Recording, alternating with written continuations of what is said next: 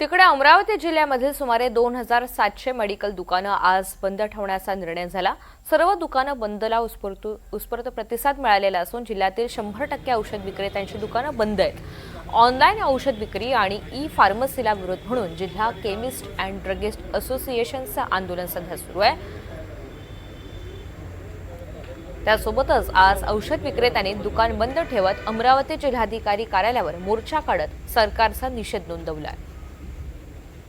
संप जो आहे देशव्यापी एक दिवसीय बंद आहे। काल रात्री 12 वाजल्यापासून आज रात्री 12 वाजल्यापर्यंत आम्ही पूर्ण भारत हा बंद ठेवत आहोत। आमच्या मागण्या अशा आहे की ऑनलाईन फार्मसीला अजूनपर्यंत मान्यता नाही, तरीही ऑनलाईन फार्मसी सरसकट औषधी विक्री करत आहे। त्याच्यामध्ये नशेच्या गोळ्या, झोपेच्या गोळ्या, सिल्डेनाफिल, एमटीपी किट या सर्रास उपलब्ध आहे। अशामुळे नवीन पिढी खूप मोठ्या प्रमाणावर बर्बाद होण्याची शक्यता आहे। दुसरी गोष्ट अशी आहे, ऑनलाईन फार्मसीला कोणताच आळा नाही। आमच्या दुकानांचे इन्स्पेक्शन प्रत्येक 6 महिन्यात करावे असे शासनाचे निर्देश आहेत, पण ऑनलाईन फार्मसीवरती आजपर्यंत डुप्लिकेट मेडिसिन भेटलं काय झालं तर आजपर्यंत एकही कारवाई झाली नाही।